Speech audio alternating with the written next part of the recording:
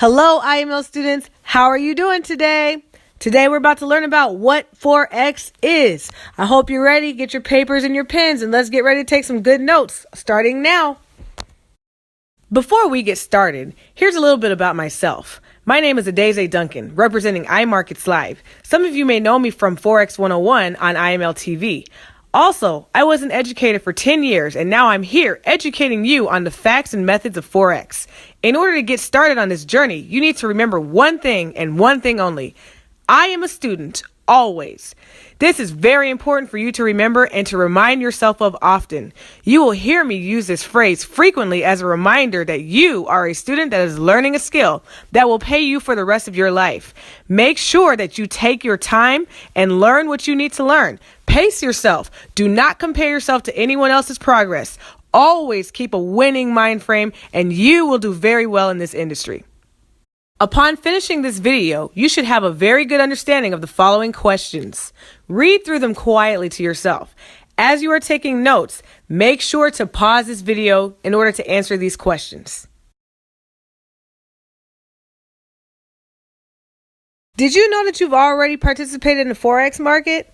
Maybe you didn't know that, but when you've gone to another country and you brought your currency with you to exchange in another country, you've actually already participated in the foreign exchange market. Imagine that. Just by taking your currency and exchanging it for theirs, and then upon leaving, re-exchanging, you have actually exchanged rates. So about these foreign exchange rates, this is the rate that buyers pay in order to exchange their currency. And to put it in a different way, this is the rate that you would pay when you take your currency and exchange it for whatever local currency you're trying to get. But then when you go back to change your currency, you have to use that same exchange rate because it costs money. You're pretty much buying that country's currency.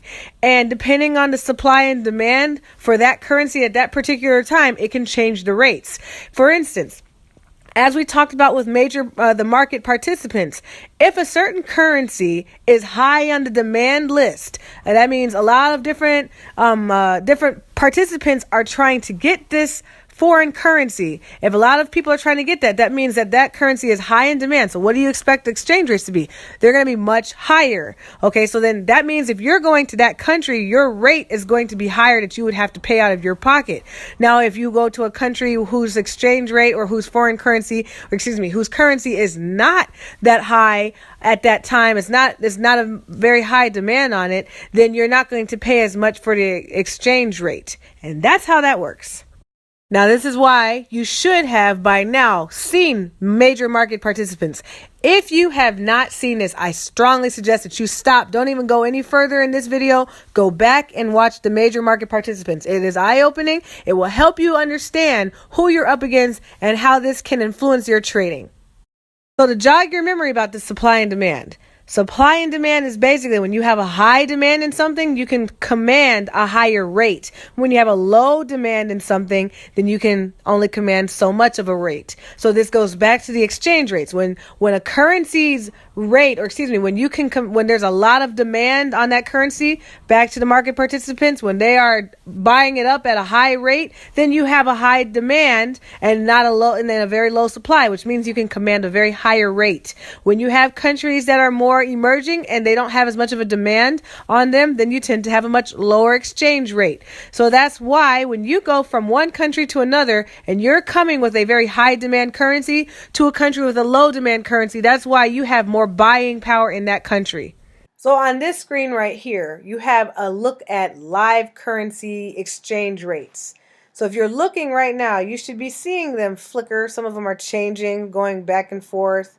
See, that one just changed. See how they're changing? This is all because of the market participants constantly buying and selling currency live. This is happening right now. So that means when you go from one country to another, there's no guarantee that you're going to get the exact same exchange rate. Sometimes you'll get a much better rate. Sometimes you'll get a much higher rate than what you originally exchanged for. Just how big is Forex really in comparison to all of the other markets out there? So now you're looking at this graph. And it looks pretty large. There looks like a really big difference between what you see. As you see, the New York Stock Exchange, the one in the green, for those of you who can't see, that's $22.4 billion that is exchanged. Then you have the Tokyo Stock Exchange, that's $18.9 billion that is exchanged on a daily basis. And then you've got the 7.2 London Stock Exchange, $7.2 billion is exchanged. Billion is quite a bit of money. Now, can you take a guess as to what you think the Forex market might be?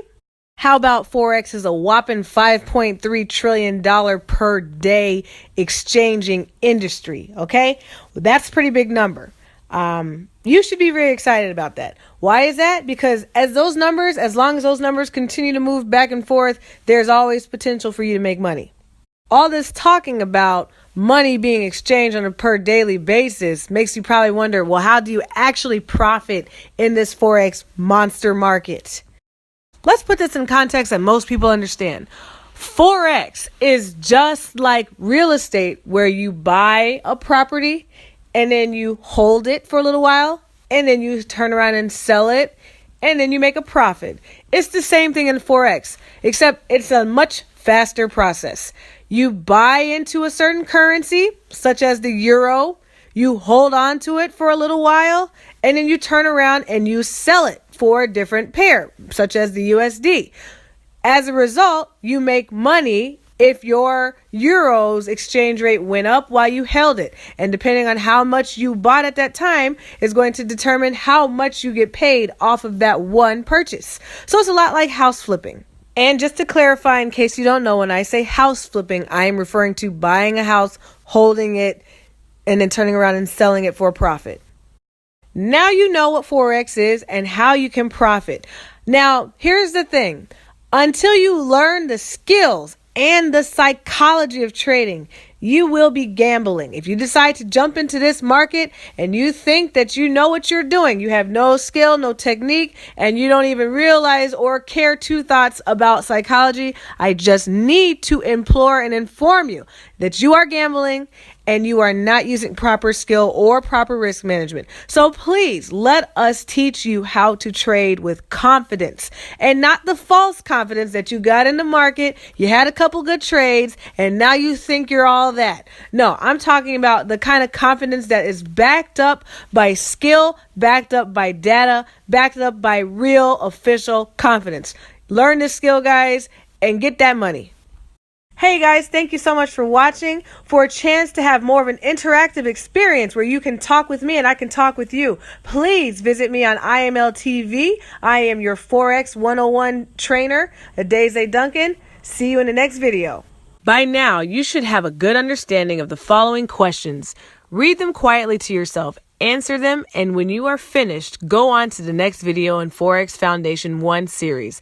My name is Adeze Duncan, and remember, I am a student, always.